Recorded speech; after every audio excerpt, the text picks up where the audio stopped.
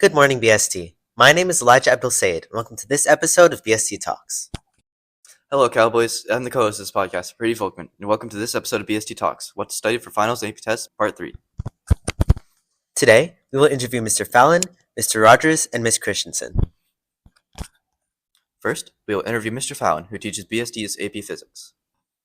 For each class you teach, what topics and concepts are the most important to know for the AP Tests and Finals? Hi, okay, Mr. Fallon here. We're doing AP Physics 1, and that's the mechanics section of physics, which is basically the first half of the book. The most important concepts in terms of like skills, I'd say, is they have to be able to be able to go between diagrams and graphs and math effectively. But one of the mathematical skills that gets used a lot is algebra. So they have to be able to solve things out in algebra and set up the problem in a way that matches. AP Physics 1 is heavy on the concepts, so they have to be able to also use the logical concepts and apply those concepts to things a lot. Kind of general statements, but that's where we are with it. In terms of topics, the topics that are the most important would be the ones that are worth the most points are two sections because they run through everything. One is dynamics, which is the forces section, on forces, which is what happens when you apply force, pushes and pulls applied in a variety of ways.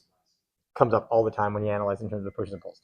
That's worth around 20 to 25% of the test. I forget, it was 18 to 23%, I think, of the test.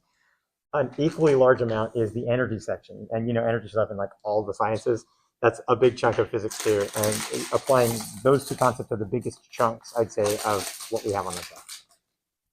What is the format for the finals and AP tests for the classes that you teach? Okay, we have an 80-minute multiple choice section. 40 questions, 80 minutes, an average of 2 minutes a question, and then 10-minute break. And then we have a 100-minute free response section. If we have 4 questions this year, where there's one testing their mathematical routines. One is a translation between representations, which means they have to go between graphs and diagrams and math all in the same picture, and sometimes bar charts and things. And there's one where they design their own experiment. That's a fun one, the experimental one. And then there's one more. I forget what they called that what the name of it was, but one more like a small concept question type of thing. What do you believe are the best methods to study for the finals and AP tests for the classes you teach? Best methods? Best way to do it is pencil to paper, solve problems. In physics, we're doing a lot of. It's kind of like a math class that way. You gotta practice. So find the problems that you have trouble with and solve them. There's a section in the AP classroom for any AP students out there. I guess all of you guys are in BST. Go to the content and skills review section, and if you've been taking tests if you ever had a test in the system, it'll take a look at that, and it'll give you the statistics of what you're doing best at and worst at. And I'd say sort that according to skill, or according to not skill, according to performance, and it'll give you highest and lowest percent, and go for the ones with the lowest percents first.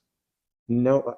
With an accent on the ones that are asked in the largest proportion on the test. So I guess in short, target your own personal difficulties since you're studying for something at the end.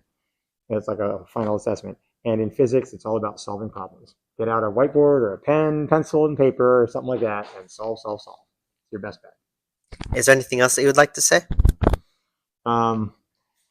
If for AP students, AP Physics specifically, I'd say that if this is the first year that they've done fluids, if they added a whole unit, and they've added a couple other things like the parallel axis theorem, which is something to do with rotation. If you look for old questions, like if you maybe have an old AP book with all these questions in it, or you have, of old release questions, you can find them. Just be cautious that those topics won't be in the old ones. They've also changed the format slightly. They used to have a paragraph length free response question. That's no longer going to be on the test. So if you're studying for free response questions, don't put too much of an emphasis on that. They're not going to do that to you. And be aware of the difference in the topics when you do it. Plus, you guys got this. Dendrites all year. You've been building dendrites all year. You're going to get a good grade if you have confidence. Oh, one last thing. With the AP test, a lot of the time it's a mind game with these questions. Like, it's not what you know so much as can you understand what they're telling you? So be focused, get enough rest, and don't let them trick you on the day of. That's what I'm saying. Thank you, Mr. Fallon. Next, we will interview Mr. Rogers, who teaches AP Human Geography and AP US History. For each class that you teach, What topics and concepts are the most important to know for the AP test and finals? So for a push, I'll start there. Really, the topics, frankly, they just got to know all of them. But when it comes to the concepts, it's really the strategies on how to answer the type of questions they're going to see in AP. So it's recognizing that when they read a passage before they're answering a multiple choice, that they're really looking for the major theme of the passage. Like, what's the theme that it's talking about? Is it talking about economics? Is it talking about politics? And if they can see the theme and the time period it's in, then the answers in the questions become pretty obvious. When they're answering an SAQ or an LEQ, it's knowing the history well enough to, again, understand, like, what is it that they're looking for in this particular thing, and then following the format they want. So with the SAQ, essentially ACE, right? Answering the question, citing evidence, explaining that evidence. In an LEQ, giving them at least 4 pieces of evidence and formatting it with a thesis that has at least 2 claims. And then for a DBQ, again, just understanding the format that they're looking for. The documents are right there for you with the question. So now use those documents in the way they've been taught to build it in a format. And if they do all that, then they're going to be solid. When it comes to human geo, kind of the same thing, although there are certain aspects that are emphasized more. So we know for sure, like on human geo, they've got to know the demographic transition model. In fact, they really got to know all the different models, von Thunen's model, all those sorts of things. And then again, it comes down to recognizing how to analyze the multiple choice questions to see exactly what they're looking for. And then again, when they do, if they can see, oh, they're looking for something economic here or environmental here, then the answer becomes more obvious. And then when it comes to the FRQs, it's, again, remembering the format. Okay, if I'm doing an identify, I need to just literally identify the thing in 1 sentence. If I'm doing a describe, I'm showing the characteristics of that thing in about 3 sentences. So if they understand those formats, again, they'll be more successful. What is the format of the finals and AP tests for the classes you teach? So we don't do any finals. I figured the AP exam is the final for my students. And then after that, we tend to do either creative projects or just try to do something fun at the end of the year. But for the AP exams themselves, for the human geo students, there's 2 pieces to it. They have an hour to answer 60 multiple choice questions. And then they have an hour and 15 minutes to answer 3 7-part FRQs. When it comes to the A-Push students, a little bit bigger, they have 55 minutes to answer 55 questions, 40 minutes to answer 3 SAQs. They have an hour to answer a DBQ and another 40 minutes to answer an LEQ. So, What do you believe are the best methods to study for the finals and AP tests for the classes you teach? So in both of the classes I teach, with each unit, I give them either what we call a KBAT, so a know and be able to list of vocabulary and skills they have to be able to have, or I give them a timeline that lists all the key events in the order they occurred that they need to be able to recognize and connect. And so what I try to tell my students is that they should look at either that KBAT or they should look at the timeline, and then based on that figure out, what do I feel strong and what do I know and what do I not know. And then they need to focus on studying the things that they don't know. And that for that, they could look at the notes that we've taken, they could look at the videos that either I've made or that they see from Heimler, or they could use a variety of different methods, but they should be focusing on the things they don't know. Is there anything else that you would like to say? I just wish all the students the best of luck. They've put in hard work all year, and I know that they're going to absolutely dominate next week. Thank you, Mr. Rogers. Now, we will interview Ms. Christensen, who teaches AP Biology and Anatomy and Physiology honors. For each class you teach, what topics and concepts are the most important to know for the AP tests and finals? So I teach AP Biology, and then I also teach Anatomy and Physiology. But obviously, AP Bio is the only one that takes an AP test. So the topics and concepts that are really important for AP Bio would be natural selection and ecology. Those are the biggest ones that are weighted for the test. Obviously, the other units are also important as well, but those ones are the biggest weighted. So you'll see those the most on the exam. So I'll say, like, when we're doing unit 7 and 8, those are probably the most to pay attention to, because they'll incorporate units other than 7 and 8 kind of into natural selection and ecology to get the students. What is the format for the finals and AP tests for the classes you teach? So for the AP Bio, for my final, I actually don't give a test, but I do give a project. And this year, I'm kind of looking into.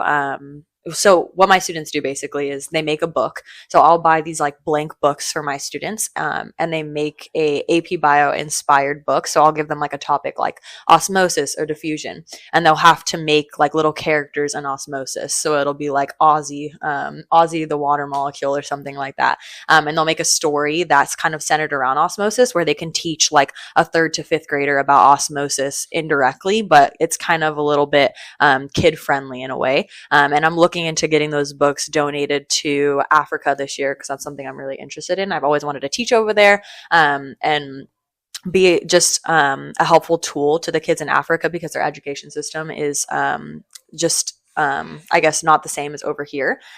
So that's something I'm really looking into. So that's for AP Bio. For anatomy, the students are going to do a couple of things. They're going to do a final test that's going to be cumulative. So like on all the units we've learned about throughout the year. They're also going to do a final project on some type of disease or disorder, which we do throughout the year as well, but this one's going to be a little bit bigger.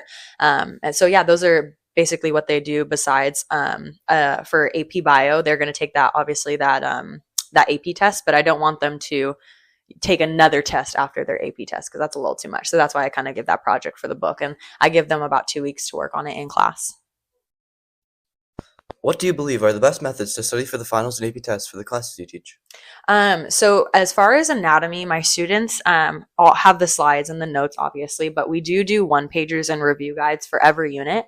So they have those to study off of. I will say, as far as myself, I think for science, I think it's best to study with a group. I think individual setting, if that works well for you, that's amazing too. But I think when you're able to teach someone about certain concepts or go over material with someone else, I think it kind of shows how well you know it. In terms of AP tests for AP Bio, that one's a little bit harder, obviously. I think I tell my students all the time, like, it doesn't matter how much content you know. If you don't know how to answer the AP questions, then you're going to have a really hard time. So in my opinion, obviously it's important to know the content, but you have to know how to be able to apply it for AP Bio. And I know, like, Elijah, you've taken AP Bio before and you can attest to that. But you really have to know how to answer the MCQ questions and the FRQ questions, and getting like the hang of it and just like practicing it over and over and over again. I think that, in my opinion, that's what really helps you to study for the AP test. Because it's not just enough knowing the content. You really have to be able to, in order to apply it, because AP Bio questions are not easy. They're very hard. And so you really do have to get practice with answering those MCQ and those FRQ questions. And then I always tell my kids, like, that's the best way that you can do to study, because you know the content. It's just being able to apply it to like a specific science experiment that this scientist is doing on this bacteria. So like, and that you've probably never heard of in your entire life. So you really have to get practice with those. Is there anything else that you'd like to say? I think just in terms of like studying for AP tests and finals coming up, I think that it's important to know that throughout the year that you've been working so hard, and this is just one moment, one test. And I know, like, we put a lot of pressure on ourselves, like we want to get a 5 on the test. And while that's amazing and that's good, and I want everyone to shoot for the stars, I also know it's okay to give yourself grace. Like, don't be going home and studying for like 3 hours on end, and you're just like every night going to sleep at like 4 a.m. Like, give yourself a little bit of grace. It's okay to go to sleep at like 9 o'clock at night sometimes, or to stop studying because you're really, really tired. Because at the end of the day, you're gonna do as good as you're gonna do. But it's just important to just give yourself a little bit, like maybe a rest day or like a rest hour. Do the stuff that you love. Hang out with your family, hang out with your friends. Like, don't make it all about AP testing, like all the time, every single day. Because that AP test and that AP score, it doesn't define you. But just the kind of person you are, it defines you. And so while we encourage AP tests, while we encourage to get an AP high score, don't let it be the end all be all of your life. So. Thank you, Ms. Christensen. Thanks for listening, guys. Tune in next time for a new episode. And remember, be your best at BST.